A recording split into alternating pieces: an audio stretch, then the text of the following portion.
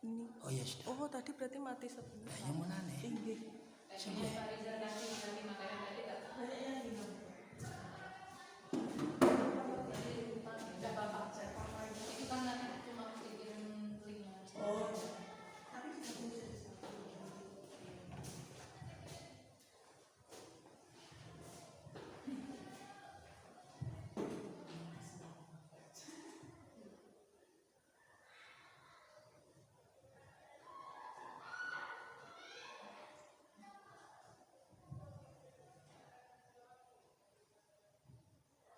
Baik, Bapak Ibu, mungkin ada yang sudah lengkap untuk mengisi kalimat numpangnya. Saya mohon untuk bisa dibacakan perwakilan, mungkin satu orang pun Pak Lakir sebagai.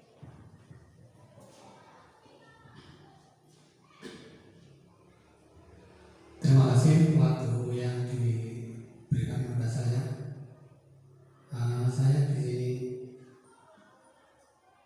ada pemasukan atau sebenarnya kaitannya dengan visi sekolah, yaitu saya mengharapkan bahwa siswa di SMP Negeri 3 Bule yang pertama itu harus tertib, yang kedua disiplin, sedangkan yang ketiga mengikuti peraturan-peraturan yang telah ditentukan oleh sekolah. Kemudian yang kedua, untuk siswa SMP Negeri 3 untuk menjadikan siswa yang kondisif, artinya kondisif dalam proses pembelajaran. Berarti saya maksudkan itu bahwa tidak ada kekosongan pada saat pembelajaran. Mungkin itu Bu Roti yang saya sampaikan. Terima kasih. Terima kasih banyak untuk Pak Lakir. Mungkin satu lagi dari Bu Endri sudah selesai juga. Mohon untuk dibacakan juga Bu tentang anak-anak. Terima kasih. Kita memimpikan murid-murid yang kelak akan menjadi anak yang berguna bagi orang tuanya, bagi bangsa dan agamanya.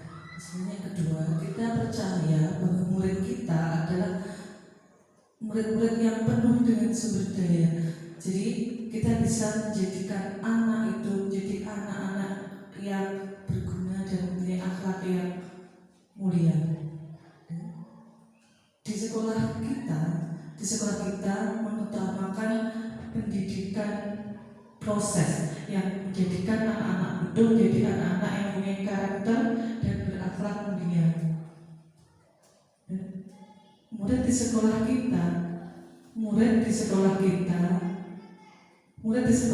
kita sadar betul bahwa mereka bisa menjadi anak-anak yang sukses dan diikuti dengan akhlak yang mulia. Kita warga di sekolah ini yakin bisa menjadikan anak-anak didik kita menjadi anak-anak yang berguna bagi bangsa, agama dan orang tuanya, serta mempunyai akhlak yang mulia dan berkarakter yang baik. Ibu Lina, apakah untuk masukan berikutnya masih boleh untuk dibacakan oleh Ibu? Mungkin dari Ibu Tati, pesan mungkin.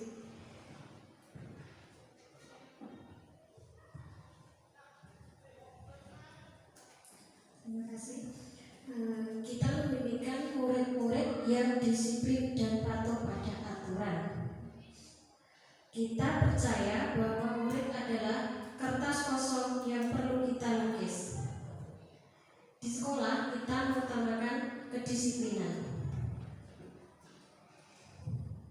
Murid di sekolah kita sadar betul bahwa mereka perlu didikan dari kita, sehingga harus mematuhi peraturan yang ada di sekolah. Kita warga di sekolah ini yakin untuk menjadikan anak-anak kita menjadi anak yang berguna. Satu lagi berikutnya dari Bu Sri tentang angan-angannya bagaimana kondisi siswa. Terima kasih atas waktunya. Kalau anak-anak saya, kita memimpikan murid-murid yang sopan, berakhlakul karimah, berakhlak mulia, unggul dalam arti, karena kenyataannya semakin ke depan kita dituntut untuk menjadi digital, era digital. Kemudian yang kedua, murid adalah generasi penerus bangsa.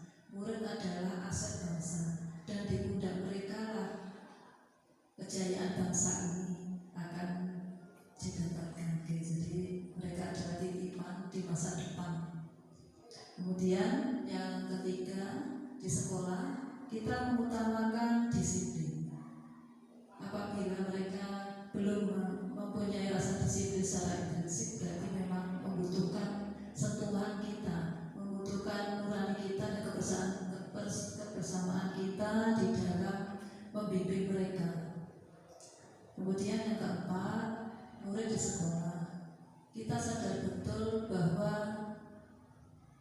mereka itu adalah calon-calon orang sukses di bidangnya masing-masing. Jadi mungkin dari pengalaman saya ketika ada di sekolah, murid dengan berbagai karakter, itu bukan berarti bahwa mereka yang saat ini itu banyak tidak begitu patuh dengan aturan atau mungkin tidak rajin, kemudian tidak sukses, tidak seperti itu. Jadi bahwa mereka itu membutuhkan sentuhan kita untuk menjadi manusia yang berguna. Kemudian yang kelima, kita warga di sekolah ini yakin untuk membawa mereka ke masa depan yang lebih baik dari sebelumnya. Terima kasih. Baik, terima kasih Bu Sri.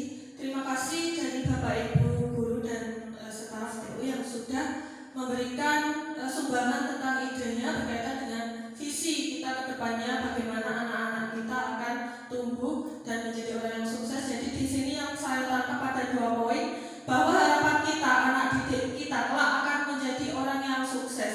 Dalam hal ini sukses dalam hal intelektual dan juga spiritual mereka. Jadi mereka ini mampu untuk menjawab tantangan global yang segalanya serba IT. Kemudian dari segi spiritual mereka ini memiliki kepribadian karakter yang baik, yang unggul. Dan poin yang kedua yang saya tangkap, untuk bisa mencapainya, untuk bisa mewujudkannya, itu yang bisa kita tempuh di sekolah kita adalah membiasakan kedisiplinan. Jadi kedisiplinan di sini dalam artiannya adalah luas, dan itu memang Bapak Ibu guru ini berperan untuk menjadi agen yang untuk mengingatkan, kemudian lagi mengawasi bagaimana anak-anak didik kita ini untuk membiasakan diri disiplin. Karena memang kenyataannya anak-anak didik kita sebenarnya mereka ini punya potensi untuk baik, namun juga butuh adanya peran kita sebagai orang dewasa, peran kita sebagai yang lebih berpengalaman untuk selalu mendampingi mereka, mengingatkan ketika salah, dan juga memberikan apresiasi kalau memang mereka sudah melakukan hal yang benar seperti itu. Itu yang bisa saya dapatkan dari Bapak dan Ibu guru. Nanti sumbangan idenya akan saya rangkum, saya gabungkan, kemudian saya masukkan dalam visi saya yang tadi sudah saya buat, kemudian akan lebih dilengkapi seperti itu. Berikutnya untuk visi, kalau visi yang saya buat yang sudah saya rumuskan itu di sini adalah terwujudnya generasi berkarakter, cerdas dan tangguh berlandaskan profil pelajar Pancasila melalui Merdeka Belajar. Kenapa saya memilih melalui Merdeka Belajar? Karena dalam perkembangan pendidikan saat ini kurikulumnya yang diterapkan adalah kurikulum Merdeka, mengacu kepada profil pelajar Pancasila. Jadi ini yang visi yang masih saya buat dalam bentuk rancangan, angan-angan, dan sedikit demi sedikit saya akan berusaha untuk mewujudkannya.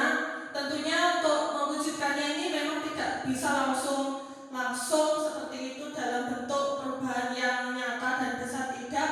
Namun saya akan perlahan-lahan berusaha melakukan perubahan itu mulai dari diri saya sendiri, berusaha untuk menciptakan pembelajaran yang menyenangkan di kelas, pembelajaran yang berpihak kepada murid, seperti itu. Berikutnya tentang kita menginjak ke materi IA dan Bagja. Jadi dalam modul 1.3 yang memang sudah saya pelajari itu banyak menguraikan tentang inquiry apresiatif, atau di sini saya singkat IA. Kemudian lagi ada Bagja. Kalau menurut pemahaman saya, hal yang sudah saya tangkap di sini, ketika kita memiliki suatu visi, ketika kita memiliki angan-angan, harapan, kita itu memerlukan suatu metode atau langkah. Nah, langkah yang kita terapkan nanti adalah di sini berkaitan dengan inquiry apresiatif. Kalau dalam teorinya, inquiry apresiatif itu diartikan sebuah paradigma. Kalau menurut saya, paradigma itu adalah pandangan. Jadi paradigma sekaligus manajemen perubahan yang memegang prinsip psikologi positif dan pendekatan berbasis kekuatan. Jadi kalau menurut pemahaman saya, ketika berusaha mewujudkan visi yang sudah saya rumuskan, itu saya akan mengedepankan apa-apa hal yang positif, apa-apa potensi yang sudah ada di sekolah saya. Jadi kalau misalkan saya amati di lingkungan sekitar saya, ternyata potensinya siswa-siswa di sini mereka itu suka terhadap hal-hal yang kaitannya bersifat non-akademis, misalkan yang seperti ekstrakurikuler olahraga maupun seni. Maka mungkin saya bisa mewujudkan visi saya itu berawal dari hal-hal yang itu tadi, yang lebih disukai oleh anak-anak. Jadi di sini inquiry apresiatif ini adalah intinya mengangkat sesuatu yang sudah positif untuk kemudian dikembangkan sebagai upaya dalam mewujudkan visi yang sudah kita buat. Dan kemudian di sini ada istilahnya Bagja. Bagja ini sendiri adalah sebuah akronim atau singkatan. Jadi B-nya adalah buat pertanyaan utama. Kemudian A adalah ambil pelajaran, G adalah gali mimpi, dan J adalah jabarkan rencana. Berikutnya A yang terakhir adalah atur eksekusi. Jadi kalau menurut pemahaman saya, Bagja ini adalah lebih kepada ungkapan. Jadi ungkapan tertulis yang kita buat, di situ memuat hal-hal tahapan apa saja yang kita akan lakukan supaya mudah untuk diterapkan dalam rangka mewujudkan visi kita. Jadi Bagja ini lebih ke dokumen yang bisa kita pegang, kita baca, kita amati langsung. Sedangkan kalau yang IA atau inquiry apresiatif ini tadi adalah lebih ke pandangan, pendekatan yang kita pilih itu tadi. Kalau menurut pemahaman saya seperti itu tentang IA dan juga Bagja. Di sini kalau berikutnya yang tentang ini masih menjelaskan tentang visi. Kalau visi itu kita sudah paham ya, visi itu menyangkut tentang harapan, angan-angan, apa yang kondisi ideal yang kita harapkan ke depannya, seperti itu. Berikutnya kanvas Bagjanya nanti. Sebelumnya mungkin ada yaitu yang prakarsa perubahan yang mulai saya terapkan, itu yang dari dalam pribadi saya sendiri. Itu ketika pengelolaan kelas di jam-jam terakhir itu saya berusaha untuk mengantisipasi, karena di jam-jam terakhir itu banyak anak yang sudah ngantuk, terutama kalau menyimak pelajaran IPA, mereka itu cenderung ngantuk seperti itu. Dan hal-hal yang saya tempuh itu saya tuangkan dalam kanvas Bagja. Kanvas Bagjanya di sini. Jadi ini kalau untuk penerapan kanvas Bagjanya tadi, yang saya harapkan yang mulai dari diri saya sendiri tadi adalah mewujudkan pembelajaran di jam-jam terakhir supaya anak itu tetap semangat. Dan tahapan yang saya buat, saya tuangkan terhadap Bagja ini adalah seperti ini, mulai dari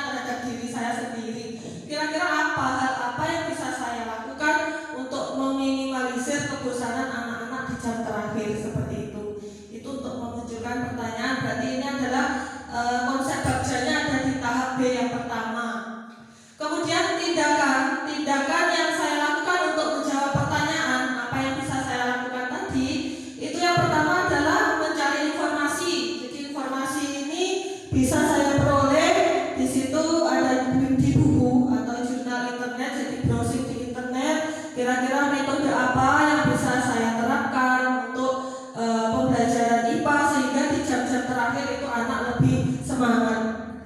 Berikutnya selain itu juga karena memang di sekolah juga ada rekan-rekan sejawat yang sudah lebih berpengalaman, maka saya juga meminta ide masukan dari Bapak Ibu guru yang lebih senior, yang lebih berpengalaman, bagaimana cara untuk mengatasi ketika siswa saya itu mulai ngantuk ketika di jam-jam terakhir.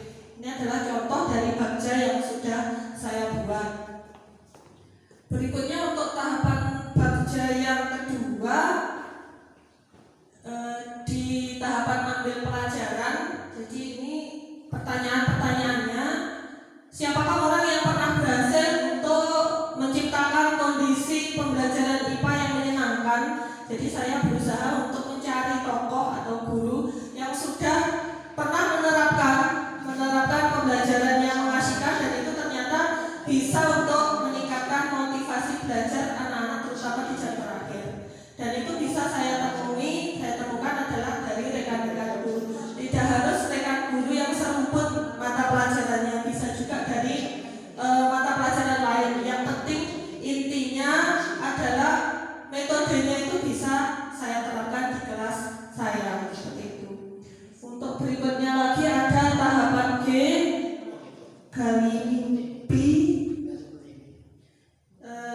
Gali mimpi di sini ini mencakup tentang hal-hal yang kira-kira akan bagaimana ke depannya kalau memang metode yang saya terapkan ini berhasil. Jadi kalau memang saya berusaha menerapkan metode pembelajaran yang menyenangkan, kemudian tanggapan dari siswa nanti harapannya adalah mereka menikmati, mereka enjoy, dan tidak menunjukkan ogah-ogahan ketika belajar IPA. Jadi di sini lebih gali mimpi ini adalah harapan saya ke depannya, yaitu anak-anak lebih meningkat motivasinya ketika belajar IPA, terutama adalah di jam-jam yang terakhir.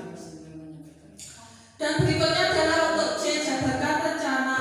Nah, di sini adalah langkah yang saya lakukan adalah membuat jabaran rencana-rencana bagaimana metode pembelajaran yang akan saya terapkan, dan itu tertuang dalam rencana pembelajaran, yaitu dalam RPP untuk detailnya.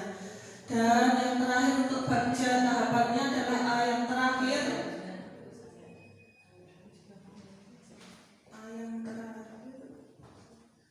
Atur eksekusi. Tentunya untuk atur eksekusi ini adalah pelaksanaan nyata di kelas atau aksi nyatanya di kelas. Jadi itu tadi tentang alur tahapan bagja yang sudah saya buat, yang kebetulan itu adalah mulai diri saya sendiri. Jadi melibatkan diri saya sendiri, terutama adalah ketika pembelajaran di kelas. Untuk selanjutnya saya akan menyampaikan tentang gambar atap ATAP. Jadi di sini gambar ATAP ini sebenarnya merupakan analisis tentang apa hal-hal potensi yang ada di sekolah saya yang akan mendukung visi saya. Jadi di sini atap ATAP ini adalah media untuk menuangkan hasil pengamatan saya, hal-hal yang ada di sekeliling saya, yang ada pada siswa, yang ada pada fasilitas sekolah, maupun yang ada pada Bapak Ibu guru, yang sekiranya itu nanti menjadi faktor pendorong untuk bagi saya bisa menerapkan visi saya. Jadi di sini ATAP ini juga berupa akronim lagi atau singkatan, mulai dari A yang pertama itu adalah aset, kemudian yang T itu adalah tantangan, kemudian yang A itu adalah aksi, dan yang B adalah pembelajaran. Untuk yang A yang pertama aset atau modal awal. Jadi di sini apa sih di sekitar saya, di lingkungan sekolah ini yang akan menjadi aset bagi saya untuk bisa menerapkan visi ke depannya. Dari hasil pengamatan saya bahwa SMP 3 Mulai ini kelebihannya adalah pada sumber daya muridnya. Jadi jumlah siswanya itu banyak dalam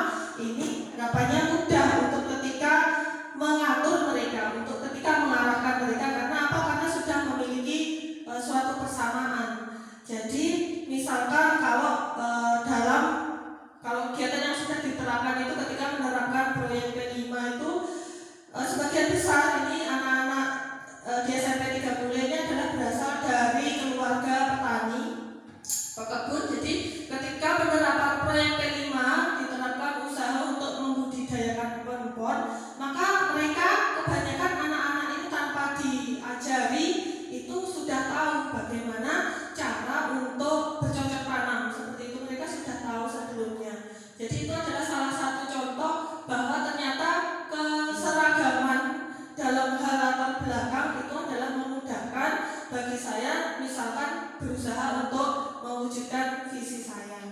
Berikutnya untuk tantangan di sekolah ini, dengan jumlah siswa yang banyak tadi, ternyata sebagian besarnya siswa-siswa ini ketika bersikap itu lebih menunjukkan kamuflase. Artinya kamuflase itu tidak konsisten. Mereka itu kadang kalau di sekolah itu mereka menunjukkan sikap yang kurang patuh, kurang disiplin. Namun di rumah itu ternyata mereka lebih menunjukkan sikap yang anteng, disiplin, manut ke orang tua, sehingga ketika sekolah itu melakukan tindakan peringatan itu kadang orang tua tidak percaya.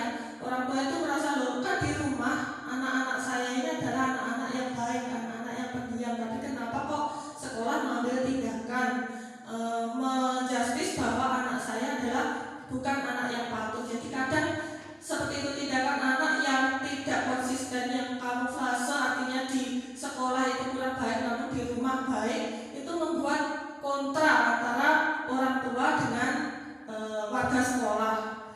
Berikutnya untuk aksi yang selama ini selalu digaungkan di sekolah ini adalah bahwa Bapak Ibu guru ini berkomitmen untuk menyatukan tujuan, menyatukan tekad bahwa kami akan solid, kami akan kompak untuk selalu menggiring anak-anak ini agar melakukan hal-hal yang memang seharusnya dilakukan.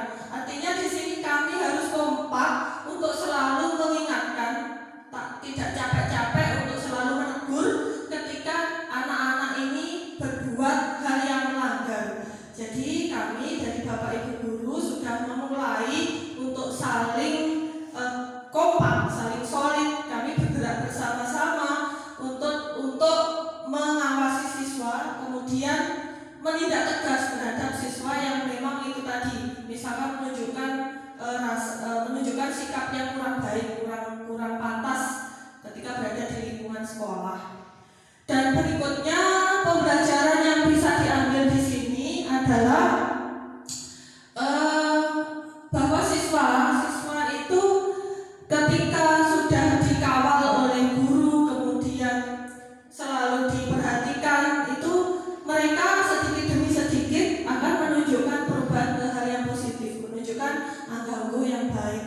Di sini intinya Bapak Ibu guru ini memang harus kompak, solid, konsisten untuk selalu mendisiplinkan anak. Jadi memang anak-anak ini kalau istilahnya dilepaskan, mereka akan sembrono, mereka akan bertindak semuanya sendiri. Dan di sini pembelajaran yang kita ambil bahwa peran Bapak dan Ibu guru ini istilahnya harus tidak capek-capek untuk selalu bersuara, untuk selalu mengingatkan kepada anak-anak didik kita. Terutama itu bisa kita lakukan di lingkungan sekolah. Namun kalau di luar lingkungan sekolah, maka kita akan meminta bantuan kerjasama dari orang tua, karena ketika berada di luar lingkungan sekolah, maka pengawasan atas anak didik kita adalah beralih ke orang tua, seperti itu. Dan untuk berikutnya tadi sudah saya sampaikan kalau untuk tahapan bagjanya mungkin bisa kita skip saja. Yang untuk rangkaian terakhir ini adalah untuk menanyakan aksi nyata. Jadi aksi nyata saya sudah saya kerjakan untuk melengkapi tugas di LMS itu dalam bentuk kegiatan bersama siswa.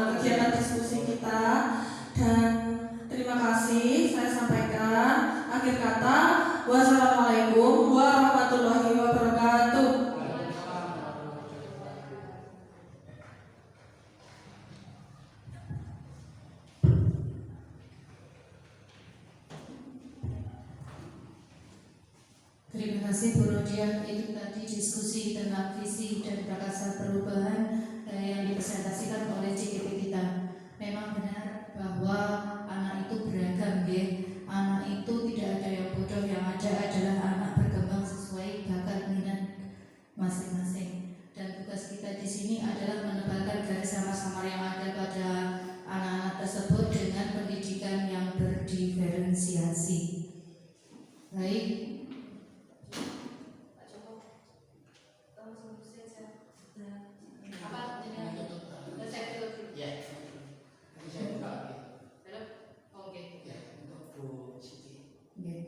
Mungkin itu saja Bapak Ibu presentasi dari Bu Rodia selaku CGP dari SMP Negeri 3 Pule. Kalau ada salah kata mohon maaf yang sebesar-besarnya. Wabillahi taufiq wal hidayah. Wassalamualaikum warahmatullahi wabarakatuh.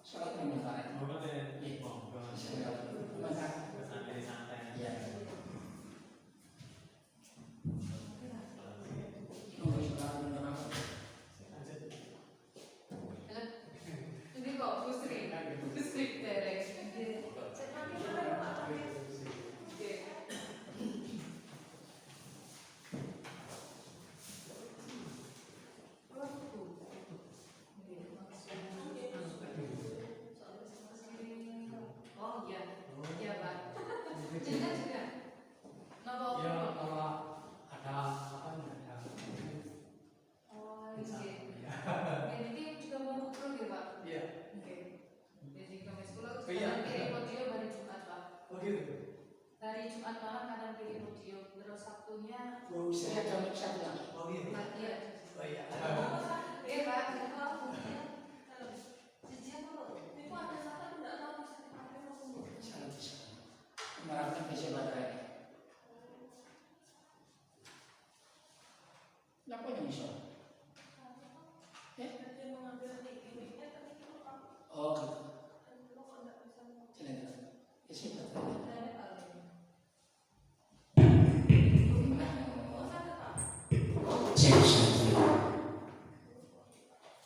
Cek.